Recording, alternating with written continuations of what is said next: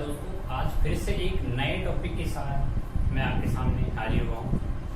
आज हम ट्रांसफॉर्मर का जो पिछला टॉपिक पढ़ा था अपने, उसके टाइप्स के बारे में कुछ पढ़ चुके थे अपन। उससे आगे के जो टाइप्स है उसके बारे में आज मैं आपको, एक टाइप है ट्रांसफॉर्मर का जो है सिटी और फिटी, बहुत ही इम्पोर्टेंट टाइप है। आज तक आपने इंस्ट्रूमेंटेशन के आधार पे जो भी उपकरण है, मापन है, उसके आधार पे आपने अगर वोल्टेज मापना हो या करंट मापना हो तो आपने वोल्टमीटर और एमीटर का नाम सुना होगा।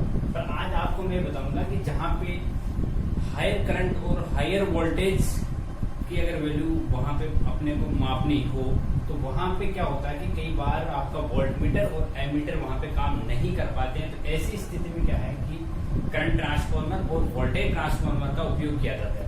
दोस्तों, करंट ट्रांसफार्मर और पोटेंशियल ट्रांसफार्मर, जिन्हें हम शॉर्ट में सिटी और फिटी बोलते हैं, इनके बारे में आप लोगों ने सुना होगा, पर इनके बारे में पता नहीं होगा कैसे वर्किंग करते हैं, किस तरह से करंट को मेजर करते हैं, मैं आपको बताऊंगा।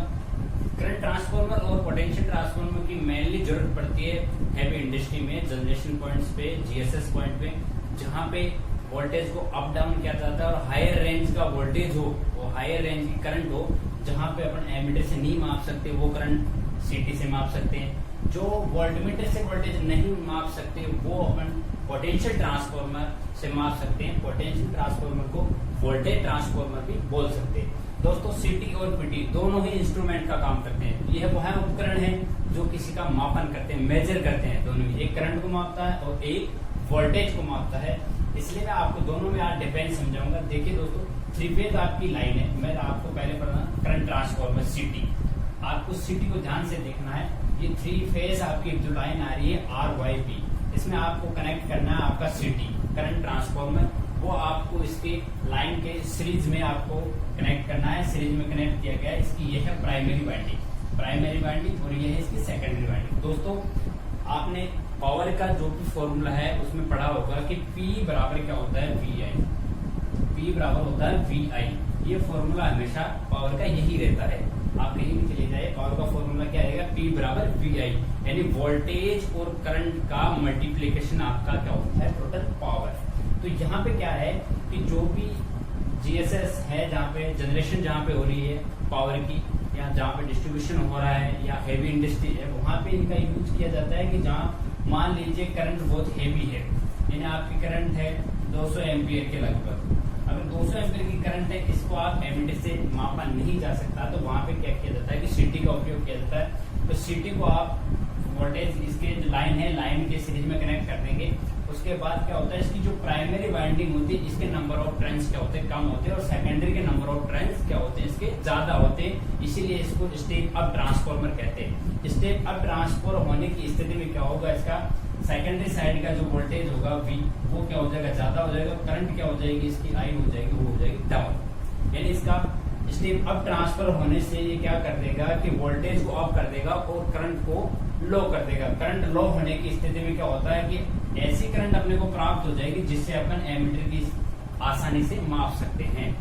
और यही होता है कि पावर जो होती है आपकी, पावर वही रहेगी। अगर वोल्टेज आपका इंक्रीज हो गया है तो करंट आपकी डाउन हो जाएगी। तो उस स्थिति में मेरा जो एमीटर लगा हुआ है वो आराम से उस करंट को माप सकता है। इसीलिए इस ट्रांसफार्मर को स्टेप अप ट्रांसफार्मर कहा जाता है, ताकि वोल्टेज को बढ़ा देता है, सेकेंडरी का वोल्टेज ज्यादा मिलेगा और करंट आपको इतनी कम मिलेगी कि आप उसको एमीटर से आसानी से माप सकते हो। मैं बात करता हूँ पोटेंशियल ट्रांसफार्मर। पोटेंशियल ट्रांसफार्मर में आपका 3 फेज लाइन में यह है, पैरेलल में कनेक्ट है, इसके समांतर क्रम में जोड़ा गया है।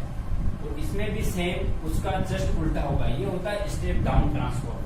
इसमें क्या होता है कि प्राइमरी साइड के नंबर ऑफ घेरे ज्यादा होते हैं और सेकेंडरी साइड के नंबर ऑफ टर्न्स वो कम होते हैं। ये मोटे, यानी जो सेकेंडरी साइड की जो इसकी वाइंडिंग होती है मोटे तार की होती है और नंबर ऑफ घेरे कम लिए जाते हैं। ये स्टेप डाउन होता है। इस स्थिति में क्या होता है, करंट का मान इंक्रीज हो जाता है और वोल्टेज का मान डाउन हो जाता है।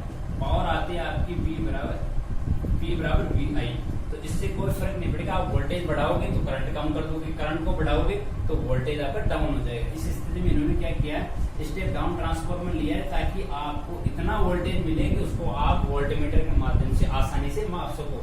तो स्टेप डाउन की स्थिति में मेरा सेकेंडरी साइड का वोल्टेज है वो 0 से 120 वोल्ट की रेंज में प्राप्त होगा और मैं आसानी से उसको वोल्टमीटर से माप सकता हूँ। तो दोस्तों ये था आपका इंस्ट्रूमेंटेशन ट्रांसफार्मर के टाइप सीटी और पीटी, जो एक वोल्टेज को मेजर करता है और एक करंट को मेजर करता है। आप तक आपने सुना होगा कि वोल्टेज को मेजर करने के लिए वोल्टमीटर यूज करते हैं और करंट को मेजर करने के लिए आपका एमीटर यूज होता है। बट जहां पे भी हायर करंट हो और हायर वोल्टेज हो, इन दोनों की वहां पे जरूरत अपने को पड़ेगी और इनके आधार पर अपन स्टेप अप और स्टेप डाउन करके एमीटर और वोल्टमीटर के माध्यम से ही करंट और वोल्टेज को मेजर कर सकते हैं।